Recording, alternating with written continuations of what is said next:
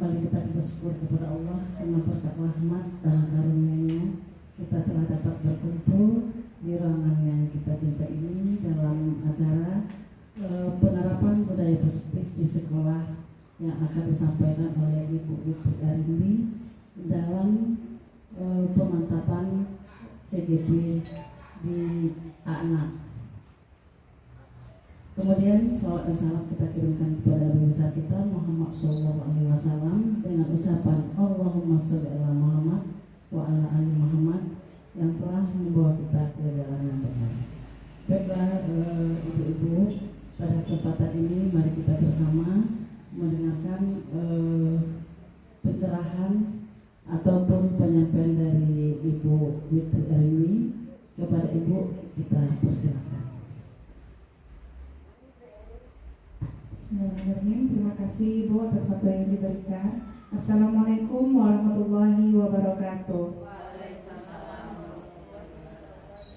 Alhamdulillah rabbil arsala rasulahu bil huda wa dinil haq liyuzhirahu 'ala dini kulli wa kafa billahi shahida. Asyhadu an la ilaha illallah wa asyhadu anna Muhammadan abduhu wa rasuluhu la nabiyya ba'da, amma ba'du. Pertama dan terutama sekali marilah kita ucapkan puji dan rasa syukur kehadirat Allah Subhanahu wa taala yang telah melimpahkan rahmat dan karunia-Nya kepada kita bersama sehingga kita bisa berkumpul di ruangan ini dalam rangka penyampaian penerapan budaya positif di sekolah. Salawat beriring salam marilah kita mohonkan kepada Allah agar disampaikan kepada Nabi besar kita yaitu Nabi Muhammad SAW dengan ucapan Allahumma sholli ala sayyidina Muhammad wa ala ali sayyidina Muhammad. Baiklah Bapak, baiklah Ibu-ibu, untuk tidak membuang waktu, saya akan langsung saja menyampaikan aksi nyata untuk di modul 1.4 yaitu tentang budaya positif.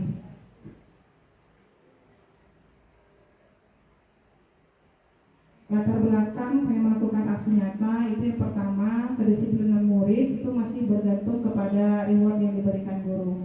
Yang kedua, masih ada murid yang tidak mau mengakui kesalahan karena takut.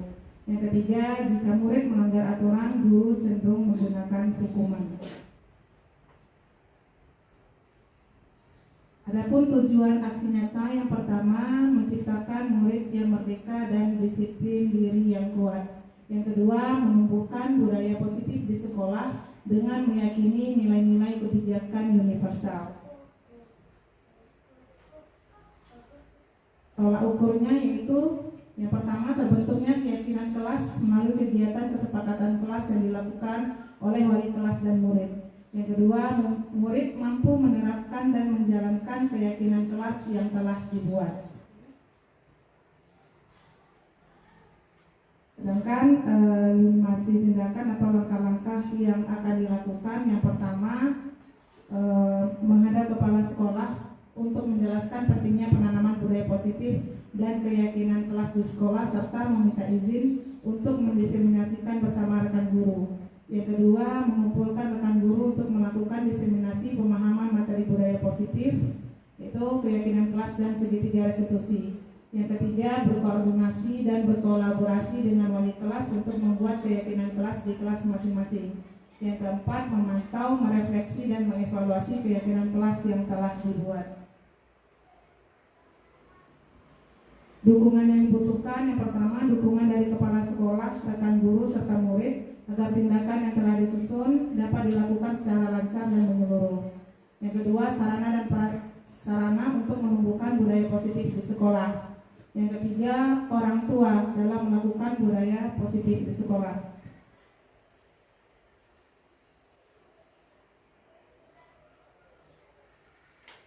Untuk lebih jelasnya mengenai modul budaya positif ini ada beberapa konsep utamanya. Yang pertama itu perubahan paradigma belajar. Yang kedua, disiplin positif. Yang ketiga, kebutuhan dasar manusia. Yang keempat, motivasi perilaku manusia. Yang kelima, posisi kontrol restitusi. Yang keenam, keyakinan kelas. Dan yang ketujuh, segitiga restitusi. Untuk yang konsep pertama itu pembelajaran dengan paradigma baru. Pembelajaran paradigma baru dirancang berdasarkan prinsip pembelajaran yang terdiferensiasi, sehingga setiap siswa belajar sesuai dengan kebutuhan dari tahap perkembangannya untuk mewujudkan profil pelajar Pancasila. Disiplin untuk yang kedua, konsep yang kedua, disiplin positif. Dalam budaya kita, makna kata disiplin itu dimaknai menjadi sesuatu yang dilakukan seseorang pada orang lain untuk mendapatkan kepatuhan. Kita cenderung menghubungkan kata disiplin dengan peraturan dan hukuman. Sebagai pendidik, tujuan kita adalah menciptakan anak-anak agar memiliki disiplin diri, sehingga mereka bisa berperilaku dengan mengacu pada nilai-nilai kebajikan universal dan memiliki motivasi intrinsik, bukan ekstrinsik. Kemudian disiplin positif merupakan salah satu cara penerapan disiplin yang bertujuan untuk menumbuhkan kesadaran serta memberdayakan anak untuk melakukan sesuatu tanpa sogokan, ancaman maupun hukuman. Konsep berikutnya yaitu tentang kebutuhan dasar manusia. Di sini ada 5 kebutuhan dasar manusia. Yang pertama bertahan hidup, yang kedua kasih sayang dan rasa diterima, yang ketiga penguasaan, yang keempat kebebasan, dan yang kelima kesenangan. Sedangkan untuk motivasi perilaku manusia itu terlebih dahulu kita harus mengetahui apa itu yang motivasi. Motivasi merupakan dorongan yang timbul pada diri seseorang secara sadar atau tidak sadar untuk melakukan suatu tindakan dengan tujuan tertentu. 3 motivasi perilaku manusia menurut Yannick Gosen, yaitu yang pertama untuk menghindari ketidaknyamanan atau hukuman, yang kedua untuk mendapatkan imbalan atau penghargaan dari orang lain, yang ketiga untuk menjadi orang yang mereka inginkan dan menghargai diri sendiri dengan nilai-nilai yang mereka percaya. Kemudian untuk berikutnya konsep disiplin dengan identitas gagal. Biasanya ini kita memberikan 2 ini, ya, hukuman dan penghargaan. Nanti yang ketiga ada konsekuensinya. Untuk yang hukuman ini, yang pertama itu menyakitkan karena hukuman ini biasanya secara spontan dan sepihak. Jadi yang dirasakan oleh murid yang pertama itu menyakitkan, yang kedua dia tidak nyaman. Yang ketiga murid menjadi takut, kemudian sifatnya memaksa, kemudian murid menyembunyikan kesalahan dan dia menjadi rendah diri. Sedangkan penghargaan ini dinilai tidak efektif, ya, karena dia bisa merusak hubungan, dapat menimbulkan sifat iri. Karena jika kita misalnya di kelas kita memberikan reward atau penghargaan kepada anak yang bisa menyelesaikan tugas dengan cepat, kemudian ini juga akan menimbulkan rasa iri untuk temannya yang lain. Yang ketiga mematikan kreativitas. Kalau di sini ini terus terang itu saya alami sendiri, seperti contohnya ketika saya membuat artikel untuk bidang pendidikan itu mendapatkan penghargaan, itu diperlombakan, ya. Ketika itu saya merasakan ya senang karena mendapatkan sertifikat, kemudian mendapatkan piala.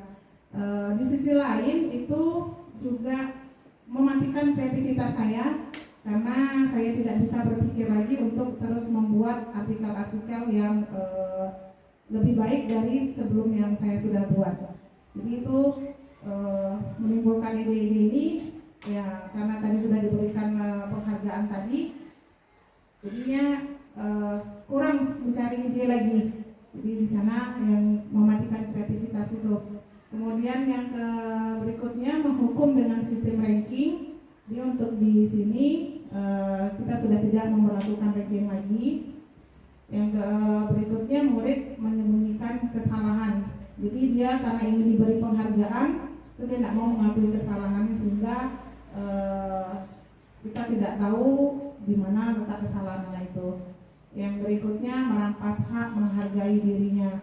Di sini maksudnya sebagai contoh misalnya anak kelas 1 sudah bisa dia membaca 1 kalimat dengan lancar. Kemudian kita berikan dia reward. Kemudian dia menganggap dirinya, oh saya sudah membaca 1 kalimat ini, berarti diberikan kotak pensil oleh ibu. Jadi dia menganggap dirinya ya sebatas itu, seperti itu. Jadi dia menilai dirinya ya dengan reward tadi itu.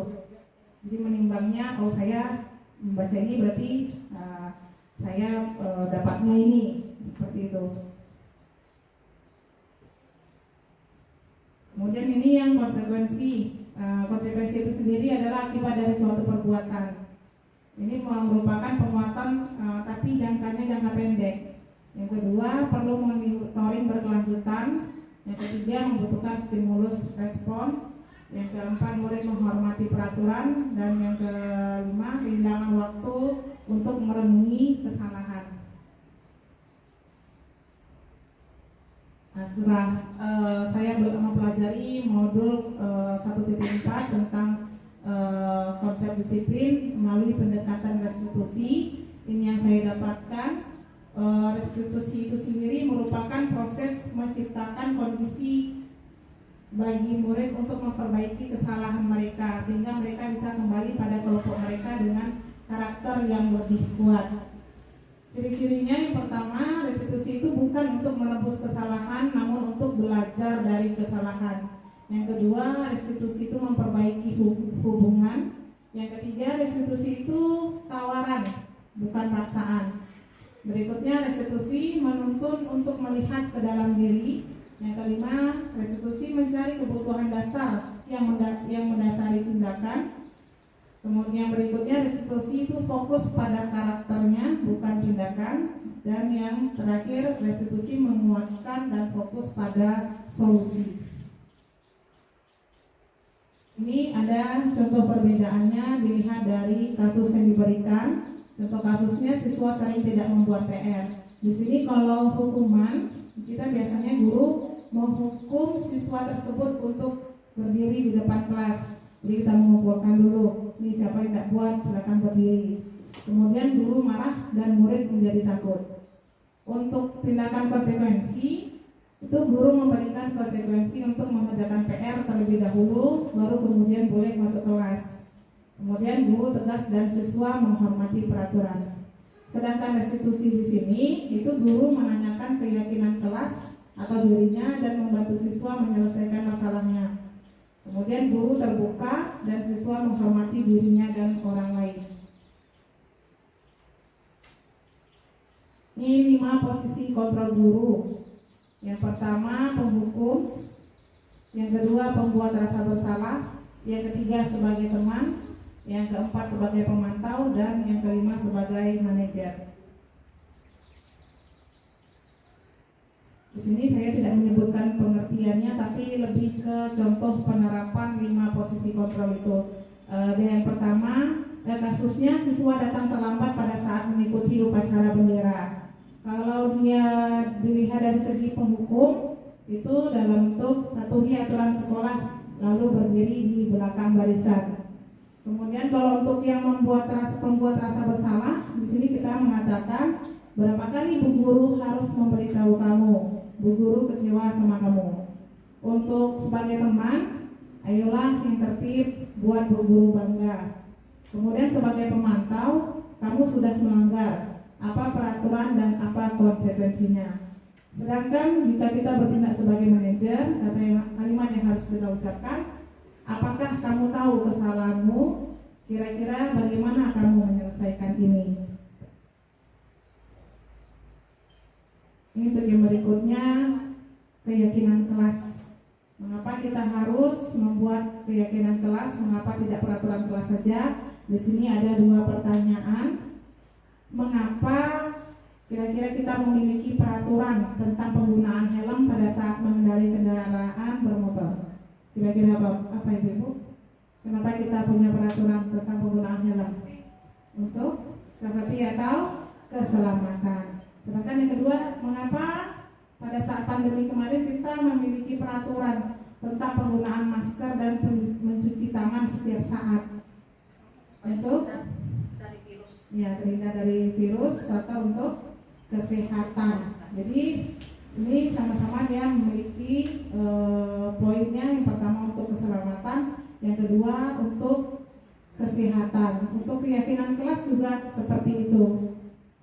Jadi keyakinan kelas ini dibuat ya hal yang sudah diyakini oleh siswa yang dibuat bersama-sama untuk keselamatan mereka nanti ketika menyelesaikan pembelajaran. Sedangkan ini keyakinan kelas yang sudah kami buat untuk keyakinan kelas 4. Bagaimana pembentukan keyakinan kelas? Itu ada 6. Yang pertama sedikit saja agar mudah diingat. Jadi kita membuatnya tidak perlu banyak-banyak. Yang penting anak ingat keyakinan kelas yang telah disepakati. Yang kedua lebih abstrak dari peraturan. Yang ketiga sesuai dengan kondisi kelas dan sekolah agar mudah diterapkan. Yang keempat berupa pernyataan universal. Yang kelima dibuat dalam bentuk positif. Yang keenam semua warga kelas dilibatkan saat membuat.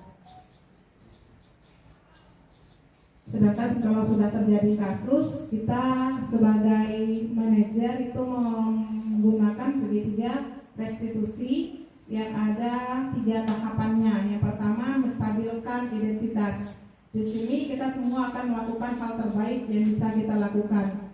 Yang kedua validasi tindakan yang salah, bahwasanya semua perilaku memiliki alasan. Yang ketiga menanyakan keyakinan, yaitu kita semua memiliki motivasi internal, yaitu motivasi yang berasal dari diri kita sendiri. Ini sebagai salah satu contoh penerapan segitiga restitusi. Jika siswa sering tidak membuat PR, ya saya tanyakan alasannya, kenapa dia tidak melakukannya. Ya, kalau di SD anak kita dengan polos menjawab, ya, untuk dengan alasan dia terlambat bangun. Ya, kemudian ada sebagian katanya sudah PR-nya dikerjakan tapi tidak dibawa. Itu saja Ibu yang dapat saya sampaikan. Terima kasih atas segala perhatian. Mohon maaf atas segala kekurangan. Saya akhiri dengan wabillahi taufiq wal hidayah. Assalamualaikum warahmatullahi wabarakatuh. Yang telah banyak memberikan masukan kepada kita bersama. Kita juga sama-sama belajar. Ini rasanya modul 1.4 ini sangat menarik sekali untuk kita bersama di kelas maupun di luar kelas. Mungkin di sini ada yang mau menanggapi kepada Ibu, disilakan. Ya,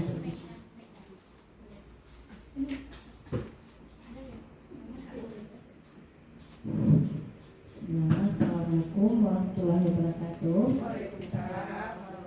Sebelumnya saya ucapkan terima kasih atas waktu yang diberikan.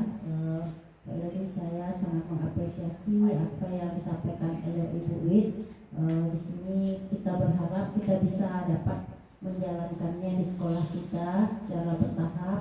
Mulai dari tadi kita sudah mulai memahami, mungkin kita masih banyak melaksanakan hukuman selama ini. Jadi mungkin untuk kedepannya kita mulai menjalankan dengan pendekatan restitusi ini, artinya kita memberikan penyadaran kepada anak agar memang dia mengetahui kesalahannya dan mengetahui pula jalan keluarnya sendiri. Kita memberikan arahan-arahan kepada anak untuk bisa mereka menyadari dengan kesalahannya dan bisa menjadi kontrol terhadap dirinya. Jadi kita tidak memberikan hukuman. Mungkin itu yang kita ambil tadi dari apa yang sampaikan Bu Eli dengan cara pendekatan restitusi ini. Ya, banyak hal kasus mungkin yang sudah terjadi di sekolah, mungkin kita untuk kedepannya kita secara bertahap mengatasinya dengan cara pendekatan restitusi ini. Oke, kami nanti akan sering berkonsultasi dengan Bu Uwid, ya Bu Uwid. Terima kasih atas kesempatan yang Bu Uwid sampaikan kepada kami. Semoga kami bisa nanti menjalankannya secara bertahap. Assalamualaikum warahmatullahi wabarakatuh.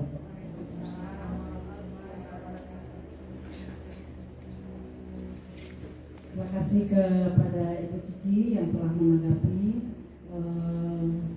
Kemudian masih ada, kalau tidak ada kita tutup saja. Mungkin pertemuan kita pada hari ini yang mengucapkan Alhamdulillahirabbil alamin. Assalamualaikum warahmatullahi wabarakatuh. Waalaikumsalam warahmatullahi wabarakatuh.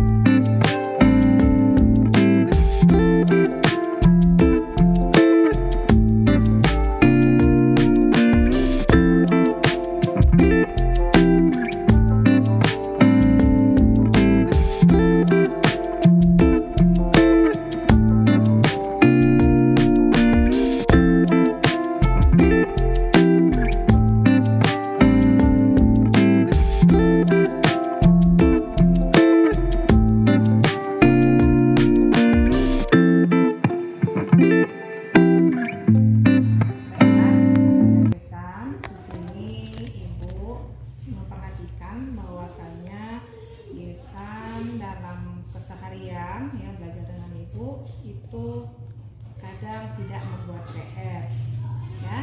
Jadi ada membuat PR cuman dengan alasan nanti ada PR-nya dibuat cuman tidak dibawa. Jadi sesuai dengan keyakinan kelas yang telah kita buat bahwasanya kita harus mengerjakan PR dan mengumpulkan PR tepat pada waktunya ya. Biasa yakin itu kan. Nah, jadi untuk itu kedepannya biasa apa yang sudah kita yakini, apa yang sudah kita menjadi kesepakatan di kelas kita itu tolong dilaksanakan bisa ya. Nah, jadi pada malam hari kalau misal setelah belajar itu sudah menjadi kewajiban bagi desa setelah buat PR ya, boleh dibimbing atau ditemani sama bunda boleh, sama ayah boleh. Setelah selesai itu sudah menjadi kewajiban untuk desa letakkan langsung atau masukkan PR itu ke dalam tas biar tidak lupa membawanya ya. Jadi ibu percaya desa bisa, ini hanya masalah waktu ya, biar desa lebih disiplin lagi untuk bisa membagi waktunya ya. Jadi kalau waktu udah istirahat, silakan istirahat lagi. Nah, kalau main HP itu sesekali aja bolehnya ya. Kalau pas sibuk boleh pegang HP ya. Bisa mengerti? Nah, untuk seterusnya mungkin itu saja yang ingin ibu ubah.